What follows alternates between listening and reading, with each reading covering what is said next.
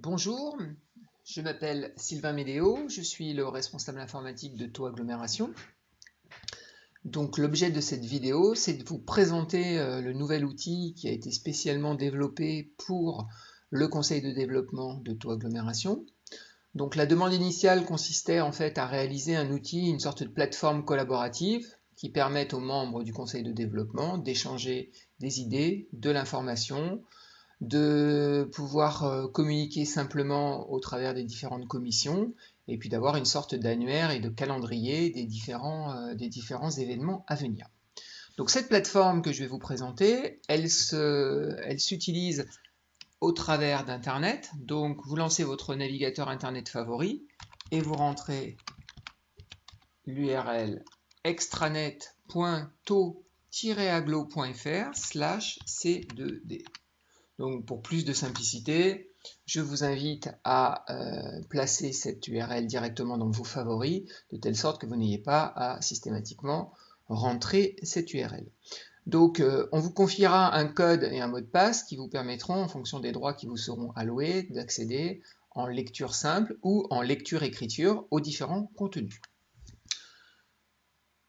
Important, cette plateforme elle a été développée avec les préceptes du responsive design qui correspond en fait à la possibilité d'afficher un contenu aussi bien sur une tablette que sur un téléphone portable que sur un ordinateur de bureau. Donc en gros, le contenu va s'adapter à l'espace disponible sur votre périphérique de consultation.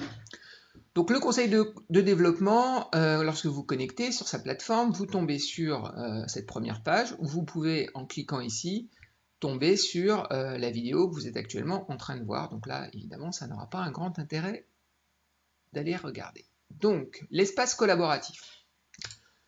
Donc c'est ici que vous allez retrouver le travail des différentes commissions et en fait, principalement, les différents documents que ces commissions vont pouvoir s'échanger. Donc comment se constitue cette page? En fait, vous avez donc, avec les différentes couleurs, les différentes commissions, le nom de la commission, ici, sous la forme d'un icône de petite enveloppe, la possibilité, en cliquant, d'adresser un message aux membres de cette commission, le nombre de documents actuellement présents au sein de l'espace dédié à la commission, et enfin, l'actualité, à savoir la date de dernier ajout d'un document, ainsi que l'heure. Et ce, pour l'ensemble des commissions. Donc, intéressons-nous à la première commission, entreprendre et travailler. Donc vous avez différentes choses. Ici, vous avez ce qu'on appelle une zone drag and drop. En fait, si vous avez un explorateur de fichiers, vous cliquez et vous venez déposer directement votre fichier ici et ce fichier va ensuite apparaître dans l'espace. Donc on va le faire, mais cette fois-ci en cliquant. Si je prends par exemple le fichier id.txt, je l'ouvre, il va être téléchargé, je vais avoir un message comme quoi l'ajout s'est bien réalisé et je vais retrouver mon fichier ici. À droite, une petite corbeille qui va nous permettre de supprimer le fichier. On a ici un fil d'Ariane qui nous permet de voir comment on navigue dans l'arborescence. Je dis arborescence parce que vous avez la possibilité, grâce à cette icône, de créer différents dossiers de travail. Donc, imaginons que j'en crée un nouveau. Dossier de travail, je valide mon choix. Et donc, j'ai bien un dossier de travail qui apparaît ici. Je clique. Le fil d'Ariane est modifié, je me retrouve dans dossier de travail et à nouveau ici je vais pouvoir par exemple positionner un document.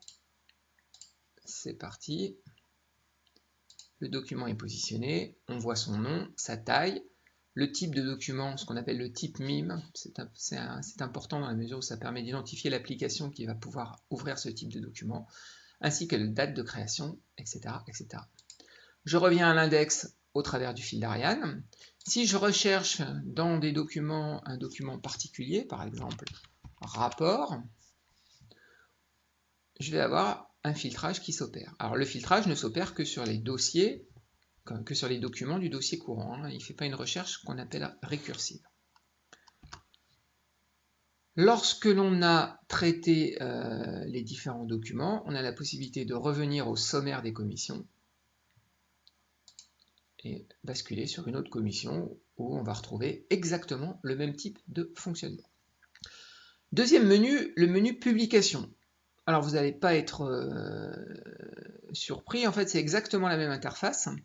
La seule différence, en fait, c'est que la vocation de ce menu, c'est d'échanger des données qui vont être mutualisées entre l'ensemble des commissions et l'ensemble des membres. Donc en fait, si vous avez quelque chose de très transversal, vous le placerez plutôt dans Publication, alors que là où vous avez des contenus qui sont dédiés à une commission, vous les placerez directement dans l'espace collaboratif.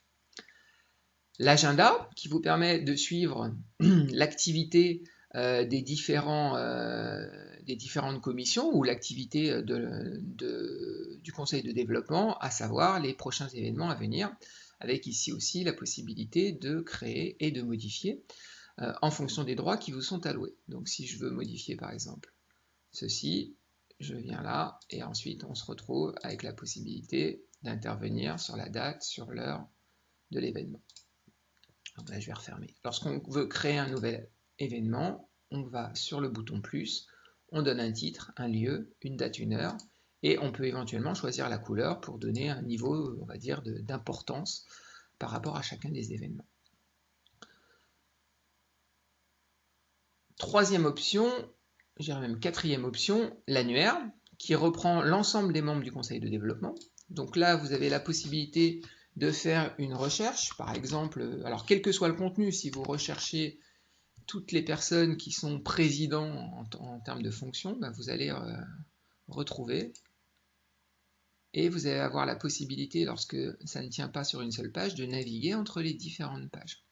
Si par contre vous cherchez plutôt quelqu'un par son prénom, exemple Philippe, eh bien vous allez trouver tous les Philippe de, etc. Si vous cherchez, je ne sais pas, toutes les personnes qui ont une adresse mail sur Wanadoo, eh bien vous allez les trouver de cette façon-là.